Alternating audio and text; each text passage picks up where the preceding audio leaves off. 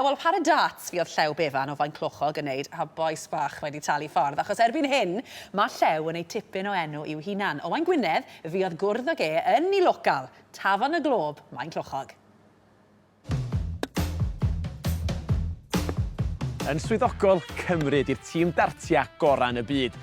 Hynny diolch i Johnny Clayton, pencampwr y Premier League of Darts yn 2021, a Gerwyn Price, pencampwr y byd yn yr un flwyddyn. Mae'r ddau wedi dyrchafu'r gêm yma yng Nghymru i ryw lefel newydd yn do. Un sydd wedi cael cryn dipyn o lwyddiant yn ddiweddar ac sy'n gobeithio dilyn holi traed ydy'r bachgan o Fain Clochog, Llew Bevan. Enillodd Llew 2 bencampwriaeth dartia gan gynnwys pencampwriaeth amatur Cymru i gyd o fewn 24 awr o'i gilydd. Penwythnos, bydd y sefyll yn y cof am byth.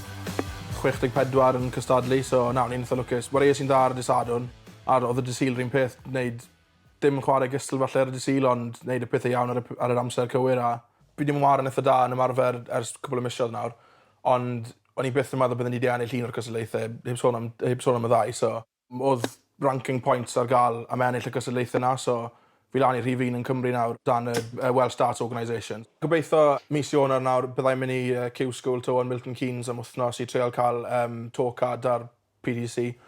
Bydd hwnna'n para 2 flynedd os byddai'n digon lwcus i gael e, ond os na, byddai'n cadw ware ar y development tour, yr under 25s tour sydd ar PDC. A wedyn cadw ware i'r sir da sydd Benfro, a wedyn gobeithio cynrychioli Cymru yn y 6 gwlad a cwpan y byd blwyddyn nesaf. Felly, bob pwrpas mynd yna'n golygu sech chdi'n camu chwarae yn y boes proffesiynol, ie? Ie. Na beth o'n meddwl, mae 128 o chwaraewyr gyda to cards yn y byd, dim ond 128 yn y byd sydd da to cards. So, os ydy'n digon lwcus i gael hwnna, bydd hwnna'n, big achievement. Yn edrych ar y llwyddiant mae wedi gael yn ddiweddar i ennill teitl meistri Cymru, a wedyn i ddilyn y lan y diwrnod ar ôl ni gyda teitl sengl y dynion yng Nghymru. Dyna'r 2 deitl mwyaf ar gyfer chwaraewyr amatur yng Nghymru, felly mae'r llwyddiant mae wedi gael yn gret. Ar hyn o bryd, fi'n meddwl bod Llew dal yn rhywun sydd yn gwella i gêm.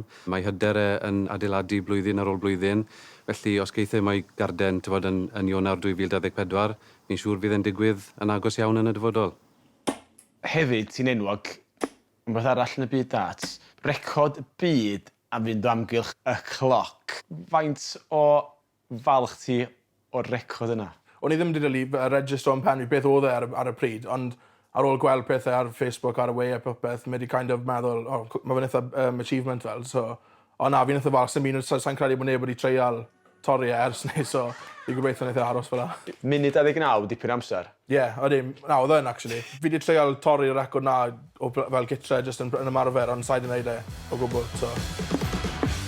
Felly Llew a her ydy de, mynd round y cloc o 1:20 a taro'r bwl i orffan cyn gyntaf y ffosib. Ti'n mynd os ti'n mynd y gyntaf? Na, cardi. Da, swn arall ein, felly, ti'n gwybod, dwi allan o bractis hefyd. Mae'n falch gyda'r 4.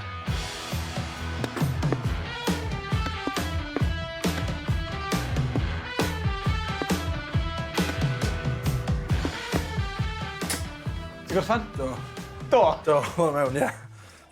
Felly, dwi'n cael 12, a ti hit i'r bwl mewn 2 funud. Bach yn eirach. Bach yn eirach, ond o'n i o ffordd o'n i'n gre.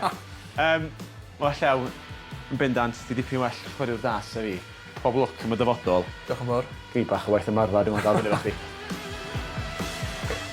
Dwi'n gael o. Bullseye. Mae'n yma amser awr yn neud, ond... Da iawn. Llongyfechiadau Llew, Gerwyn Price, Johnny Clayton, mae Llew Bevan ar y ffordd.